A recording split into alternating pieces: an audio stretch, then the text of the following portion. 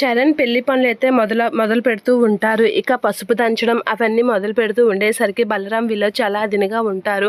ఇక శారద వీళ్ళందరూ అయితే పెళ్లి పనులు చాలా హడావిడి చేస్తూ ఉంటారు. ఇక బామ్మ వీళ్ళందరూ అయితే చాలా దినిగా పెళ్లి పనులు అవన్నీ చేసేసరికి శారద అయితే ఏంటి ఇలా ఉన్నారు అని చెప్పేసి మాట్లాడుతూ అందరితో అయితే పెళ్లి పనుల్లో చాలా హడావిడి చేసేసరికి ఇక పార్దు వీళ్ళందరూ అయితే తోరణాలు కట్టడం, బలరాం వీళ్ళందరూ జోకులు వేసుకోవడం అలా మాట్లాడుతూ ఉంటారు. అత్తయ్య స్వాతి ఏం కనిపించడం లేదు అని శారదతో భాను అడిగేసరికి అవును నాకు కనిపించడం లేదు అని చెప్పేసి అంటూ ఉంటుంది. ఇక శక్తి అయితే ఇదేంటి దన్ను అడుగుతుంది అని అయితే చూస్తూ ఉంటుంది.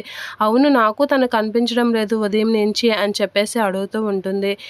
స్వాతి రాదు అని చెప్పేసి అంటూ ఉంటుంది. రాదు ఎందుకు రాదు అని భాను శక్తిని అడిగేసరికి అదే టైంలో స్వాతి అక్కడికి వచ్చేసరికి అమ్మగారు అనేది అంటూ ఉంటుంది. అలా అనేసరికి శక్తి అయితే షాక్ అయి అలా చూస్తూ ఉండిపోతూ ఉంటుంది స్వాతిని. ఇక స్వాతిని చూసి భాను రాదన్నారు వచ్చింది ఏమైంది భాను, స్వాతి ఎందుకు రాలేదు అని భాను అయితే అడుగుతూ ఉంటుంది. ఇక భాను అయితే ఏదో చెప్తూ ఉంటుంది భానుమతికి. అలా చెప్పేసరికి శక్తి అయితే చాలా టెన్షన్ పడుతూ ఉంటుంది. ఇదేంటిది కొంపదీసి దీన్ని ప్రెగ్నెంట్ అనే విషయం చెప్పేస్తుందా ఏంటనైతే టెన్షన్ పడుతూ ఉంటుంది.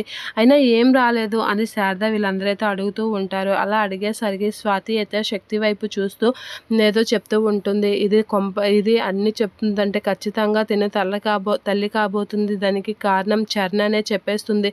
ఇప్పుడు ఎలా దీన్ని ఇక్కడి నుంచి ఎలా అయినా పక్కకి తీసుకెళ్ళిపోవాలి అని చెప్పేసి శక్తి అయితే అనుకుంటూ ఉంటుంది. ఇక భాను అయితే శక్తి వైపు అలా చూస్తూ ఉంటుంది. అలా చూసేసరికి శక్తి అయితే పద ఇక్కడి నుంచి నీకు ఒక పని చెప్తాను అని చెప్పేసి అయితే చేపట్టుకొని లాక్కొని వెళ్ళిపోతూ ఉంటుంది శక్తి అయితే స్వాతిని.